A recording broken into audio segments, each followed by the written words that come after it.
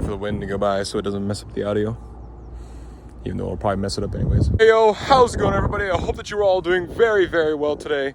Hope that you're all being very fabulous as well. Got a little bit of a story time for you guys today on some pretty interesting events that have been happening in my life recently. Let me just get straight to the point and start off with this very interesting story. That all starts with me trying to take a shit. It was the ripe old time of 6:04 a.m. and if you think I'm lying about that.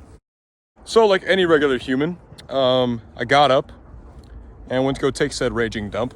And right as I had gotten to the sacred gateway to the area in which I was going to dump that sacred dump, I passed out. All I remember was waking up in a puddle of sweat on the floor.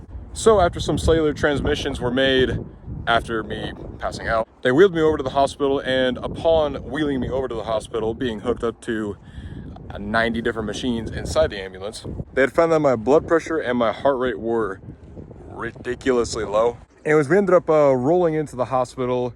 They hooked me up to a bunch of machines, hooked me up to some IV, and we're just trying to figure out what the hell was going on. They sucked the life juice out of me, aka my blood, and threw it into a bunch of different tests just to try and figure out what the hell was going on.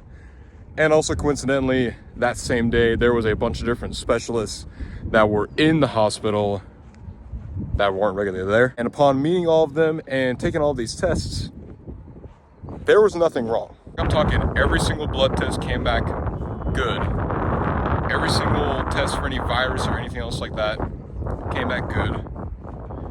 And all the specialists basically just told me that I was just perfectly fine. So of course, I was just kind of sitting there like, well, I obviously ain't fucking fine. So I don't know what you're talking about, but it ain't it, chief.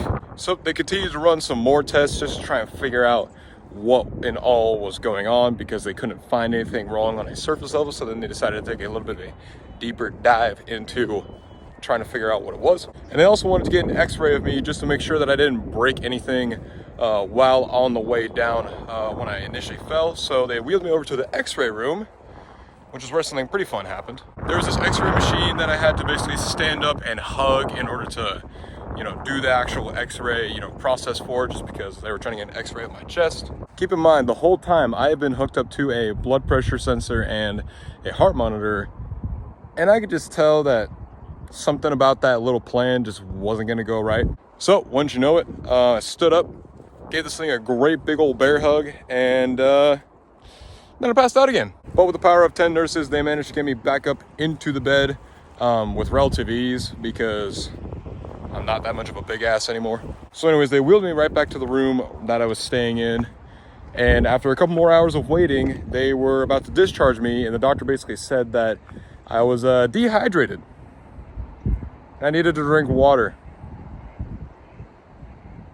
which didn't really add up in my head. So right before I was about to get discharged, they wanted to get one last blood pressure reading on me, just for purposes. I don't know how medical records do. So they had me sit up one more time in the bed, and I kept my eyes on the heart monitor just because. And I watched my heart rate go from 106 to around 90 something, to 80 something, to 70 something, to 60 something. And then I don't remember anything after that. The only thing that I remember was waking up, not being able to see out of my eyeballs, and just hearing a fluster of footsteps around me with a bunch of different people screaming in operational words. I don't know what they were saying, but they were saying something that sounded very intelligent and very coordinated. And then I woke up and felt perfectly fine. Like, I was a little bit sleepy, but in comparison to how I was the entire time that I was in the hospital, I was perfectly fine, which was kind of weird. I could tell that everyone around me was a little bit confused, and some of them I kind of felt a slight uneasiness from, like they, felt like they were kind of weirded out by something, but I couldn't quite put my finger on what was going on. They decided to admit me to a room overnight where they gave me a very lame turkey burger and some soggy fries. And during that whole night and basically the day afterwards, I was perfectly fine again, and there was no real explanation as to what had happened or what was going on to me yet, until the very end of the day, when the doctors came in and they told me that a bunch more test results came back and there was absolutely nothing wrong with my body whatsoever. And then they also gave me some fun news that explained what had happened to me that third time that I didn't really recollect passing out. But they basically had told me that my heart stopped beating for 3 minutes straight. Yeah, on the list of things that I thought that I was gonna hear that day, or I thought that I was gonna hear come from the results of this, definitely was not expecting that, and it was definitely very interesting to hear, to say the least. I was just basically like, man, what the fuck? So they eventually discharged me from the hospital, and then I went back home. And funnily enough, the first thing I needed to do was take a raging shit. It was so weird. It was like, you know, taking a shit was like the main quest, and then I just had a side quest of fucking dying for 3 minutes. But all in all, on a little bit more of a serious note, did have a little bit of a kind of realization from all of this, you know, transpiring. And that is, in all reality, how short and crazy life truly is. Also, don't mind this new setting. I started getting dumped on about 2 seconds after I ended off that last clip.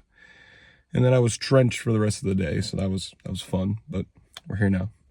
It's not dumping. I do definitely know for a fact that we all have kind of a tendency, you know, at certain points in life to kind of just live on a little bit of an autopilot and stop, in all reality, living. I mean, we do live as in, like, you know, we go about day-to-day life and we do the things that we're supposed to do just to keep, you know, the routine. And sometimes when we're focusing too much on just keeping the routine, I definitely do feel personally that I do this, and I know a lot of people that do this as well, but we do kind of tend to stop chasing the things that we want to do in life, like the dreams that we have. And I know it definitely isn't something that we do intentionally, but it is definitely something that we do subconsciously, just from the fact that we believe that we have the time allotted in the future to, you know, continue to chase those. Basically to say that we have a belief that we have a lot of time to do the things that we want to do and go to the places that we want to go to and chase the dreams that we want to chase. Because you think about a year and how long of a time that is, and then you think about how many years you may actually, you know, be alive,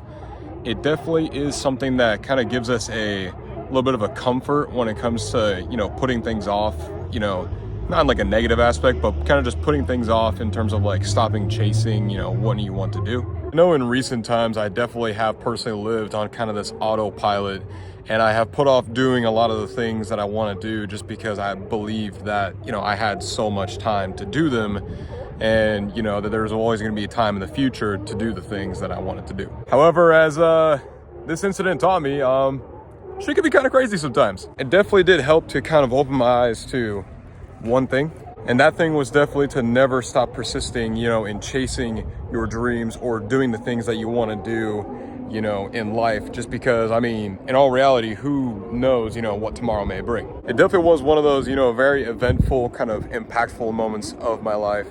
And, you know, the message I kind of wanted to share to you guys, which is the same thing that I'm kind of applying to myself, is to never stop chasing the dreams that you have. Whether that be going to certain locations around the world, or, you know, meeting certain people, you know, throughout any criteria, or even, you know, getting a certain career, or like chasing a career, you know, that you might want, or even just knocking dumb things off your bucket list, like, I don't know, skinny dipping in the fucking Pacific Ocean or some shit like that.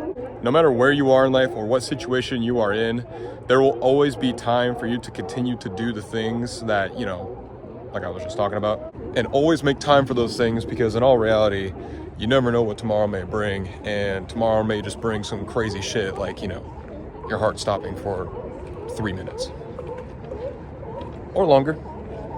Shit might be really fucked. Anyways, that's enough of my blabbering. I just wanted to fill you guys in on that little crazy story about what happened to me, and also just spread the message to never stop striving for the things that you want to do in life. And I hope that you guys are all doing very, very well, and I hope that you're all continuing to chase your dreams no matter where you may be in life. If you like this video, then please do leave a like on this video. And if you like my content, then please do subscribe to the channel as well. And I'll catch you all in the next video, which will actually be pretty soon, because I am starting a new series up on the channel here pretty soon. So I'll see you all pretty soon. Peace.